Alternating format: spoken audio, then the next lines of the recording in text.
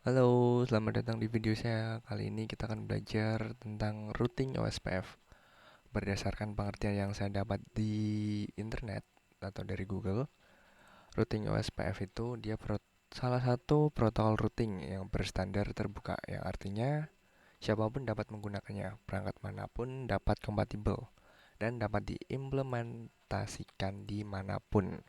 Routing OSPF dia menggunakan konsep berarti routing, artinya membagi-bagi jaringan jadi beberapa tingkatan. Tingkatan-tingkatan diwujudkan dengan sistem pengelompokan area. Jadi dia dipetak-petakan berdasarkan areanya. Ya langsung saja, di sini saya sudah punya rangkaian jaringannya kurang lebih seperti ini. Di sini ada tiga, ini jaringan satu sebelah kiri, ini dua yang kanan, ini bawah yang ketiganya yang bawah. Nah, ketiga jaringan ini dihubungkan oleh tiga routing. Tiga router. Sorry. Nanti kita akan melakukan routing OSPF untuk menentukan jalur-jalurnya itu supaya dia bisa mengirimkan paket dari PC ini ke PC yang ada di pojok kanan maupun yang bawah. Nah, sebelumnya di sini kita perlu melakukan konfigurasi IP-nya terlebih dahulu. Nah, yang pertama itu di server ini, server satunya. Ini bisa ke bagian desktop, kemudian IP configuration. Nah, di IP configuration nanti pilih yang static, kemudian isikan IP, subnet mask, default gateway-nya persis sama seperti yang ada di video ini. Kalau sudah, kemudian ke bagian service. Nah, di bagian service-nya pilih yang DHCP karena kita mau ngasih IP yang untuk PC 1 sama 0 ini itu secara dinamis. Jadi kita nggak ngeset masing-masing. Nah, ini di DHCP-nya service-nya di on kan. Kemudian habis itu default gateway-nya diisikan yang tadi yang di sini di desktop tadi di IP configuration ya, yang di default gateway ini. Jadi sama tadi di service. Nah, ini 92.68.221 dan NS servernya 0000. Start IP address-nya ini start from 3 karena 1 sama 2 itu sudah kepake. 1 untuk default gateway, 2 tadi untuk IP servernya itu sendiri. Oke, kemudian maksimum usernya kasih 10. Habis itu kalau sudah di save. Kemudian ini di PC-nya klik, kemudian nanti ke bagian desktop IP. Ini pilih static dulu, DHCP lagi supaya dia melakukan konfigurasi ulang. Nah, ini juga sama. IP static DHCP. Nah, habis itu yang server di kanan ini juga sama.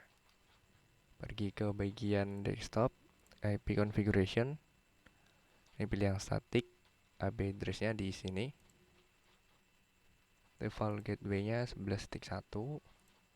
Kalau sudah ke bagian service, terus ke DHCP. Ini service-nya di on kan dulu. Ini diisi default gateway-nya tadi 11.1. Start IP address-nya 3. Maksimum user 10. Oke, sudah. Klik simpan atau save. Oke, habis itu di close. Tinggal yang ini, yang laptop 2 bawah ini itu harus di set manual. Ke desktop, IP configuration. Di IP address-nya ini diisi 23. Terus untuk default gateway-nya 2.1. Jangan lupa ini untuk wireless-nya teman-teman bisa ini dulu. Ini ditarik dulu ya. Klik tahan, tarik keluar. Habis itu nanti dimasukin lagi. Nah, tapi sebelumnya ini harus dimatiin dulu ini ya, tombol powernya. Kemudian nanti di wireless-nya ini SSID-nya diganti sesuai nama jaringan yang ada di access point-nya. Oke, tadi IP-nya sudah diganti ini. Selanjutnya laptop satunya. Desktop IP configuration. Isikan IP-nya dengan ini. 2.2. Default gateway-nya 2.1. Terus di wireless-nya samain yang ada di access point-nya. Ini untuk fisikalnya tadi yang setting untuk wireless-nya sama ya caranya. Dimatikan. Ini untuk wifi card-nya ditarik dulu, nanti dipasang lagi. Tadi access point-nya ke bagian bukan di access point, di bagian switch-nya. Switch atau access point? Oh benar, di access point di bagian port 1. Port 1. Nah, ini port statusnya pastikan dia sudah on. SSID-nya yang awalnya default boleh diganti namanya sesuai ini sesuai minat teman-teman mau diganti apa, bebas di sini. Oke, kalau sudah di close. Nah, ini udah selesai untuk konfigurasi IP ketiga jaringannya, yang kiri, kanan, sama bawah. Tinggal di bagian router ya. Nah, untuk router ini diklik dulu router ya. Nanti masuk ke bagian config.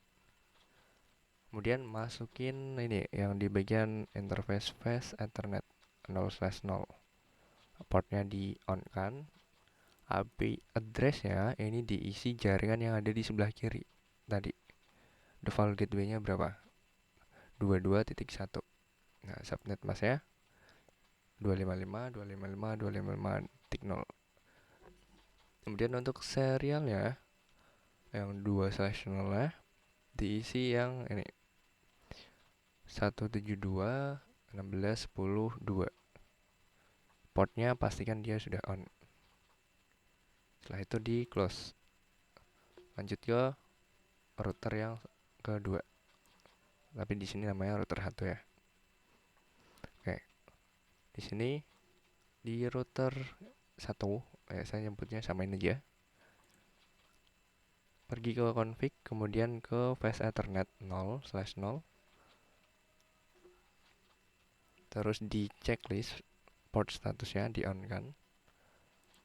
IP address-nya dimasukin ini input default gateway yang bawah. Jadi 2.1. Subnet mask-nya 255.255.0. Terus kemudian di serialnya ini dimasukin 172.16.10.2. Port statusnya di on kan juga. Subnet mask-nya mirip tadi 255, cuman beda yang belakangnya 252.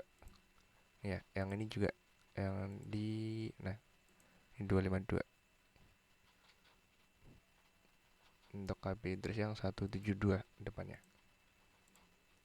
Terus di router 1 ini yang serial 3 itu dimasukin juga IP serial ini yang kanan 92.70.16.1. Ini di checklist port statusnya on. Kemudian tinggal yang router ini terakhir. Ini kita perlu config di bagian fast Ethernet 0/0 ya. Dan dia menghubungkan jaringan yang ada di kanan, berarti 92.68.11.1. Ini ambil gateway-nya, default gateway. Kemudian di serialnya ini makanya yang 92.70.16.2. Portnya di on kan. Subnet masnya 255.255.255.0. Oke, sudah. Dan untuk server yang kanan tadi sudah saya kasih preview untuk settingan IP-nya. Ini ya.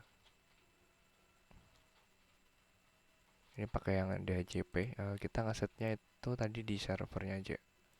Nih. Ini tadi kan 11.1. Nah, itu yang kita pakai di interface face Ethernet router ya. Oke, kalau udah siap semua, kita tinggal ini pergi ke masing-masing routernya, nanti masuk ke bagian CLI untuk ngetik komen buat routing OSPF-nya. Nah, ini kita lakuin routing OSPF di router 0 dulu. Klik yang bagian CLI. Terus kalau sudah nanti ketik EN, ini buat masuk ke routernya. Waktu awal-awal biasanya harus ngetik EN dulu, tapi karena ini udah masuk ya, berarti ini ambigus. Habis itu ketikin perintah ini conft configure terminal. Nah, ini nanti masuknya dia ada tambahan ini ya. Kalau sudah, ketikin router OSPF. Habis itu 1 boleh, 10 boleh. Saya isi 10. Ini buat numberingnya.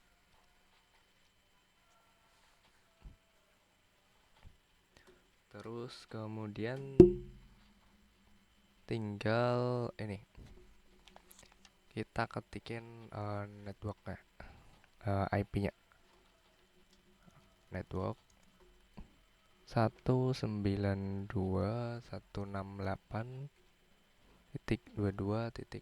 Nah, untuk ini yang routing OSPF kita butuh subnet masnya itu hasil kebalikannya. Nanti saya kasih lihat caranya itu. Ini yang penting ketik dulu aja 0.0.0.255 spasi areanya. Ini penamaan areanya bebas mau dikasih nama apa. Bisa kasih nama area 0. Kalau sudah enter, nah ini kita masukin lagi IP untuk ini ya, serial ya. Tekan tombol arah atas. Nah, nanti dia otomatis muncul komen sebelumnya. Ini tinggal diganti yang perlu diubah. 172.16.10.0.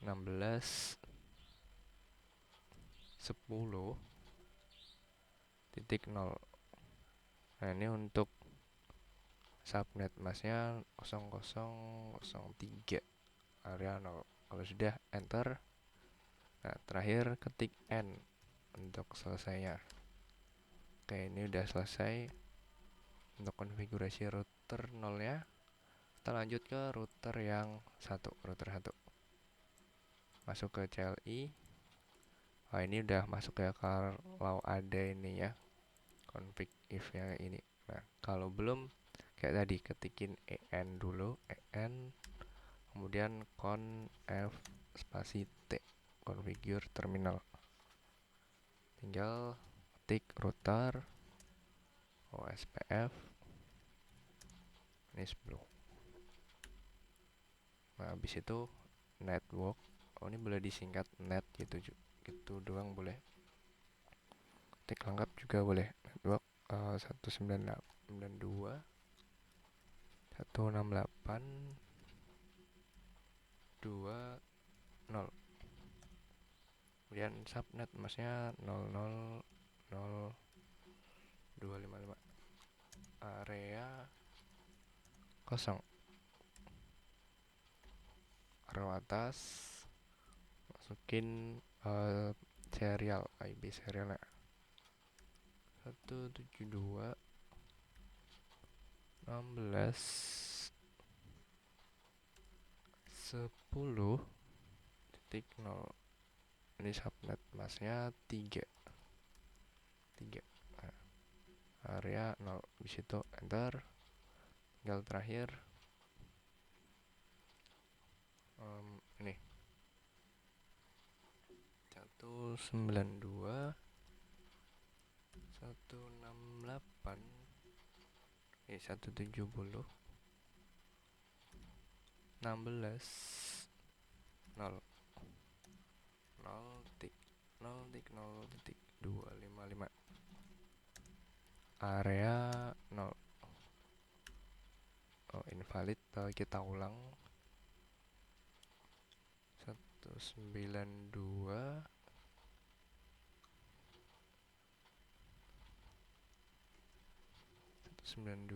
70 16 0. Oke, enter. Nah, udah. Dan N lagi. Nah, untuk router yang 2 ini dia masukin 3 jalur, ini yang ke kiri, kanan, sama bawah. Kalau yang ini kan dari sini sama sini doang. Nah, nanti untuk yang ini juga sama, yang arah kanan sama kiri doang. Sedangkan yang tengah ini kan harus ke 3 arah, makanya ini masukinnya 3. Kita lanjut ke router 3 nya. Kemudian ke bagian CLI. Oke, ini sudah masuk ya ke config-nya. Tinggal ketik router OSPF dan 10. Kalau sudah, ketik network, nah, masukin IP-nya tadi 192.168.11.0. Kemudian subnetnya tadi tik 255 area 0. Oke, terakhir 92 atau 70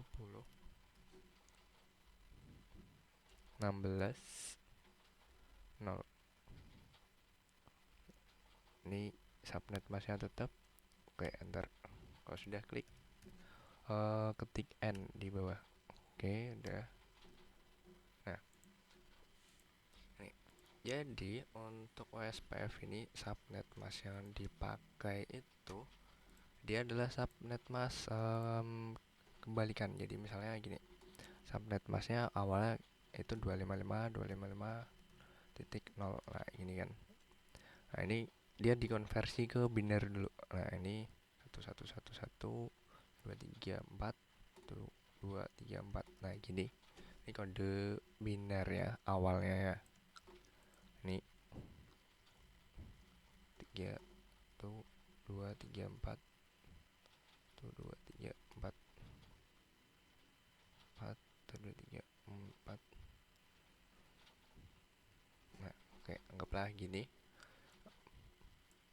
Nah, terus itu kode binernya itu harus dibalik waktu kita ngeset di ini ya, di routing ya, di komen terminal routernya tadi. Nah, ini misalnya 11. Nah, ini di kebalikannya, dibuat berlawanan. Nah, kalau true berarti kebalikannya false, 0 0 0 0 0.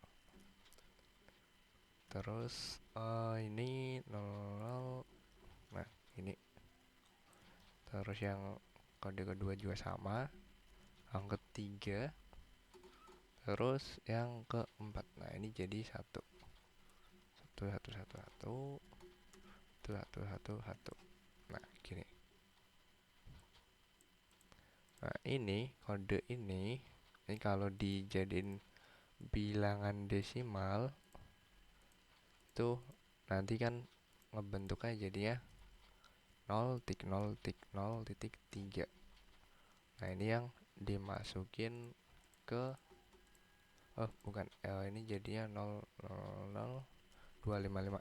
Nah, ini yang dimasukin ke tadi di settingan router ya, yang buat bagian ini ya,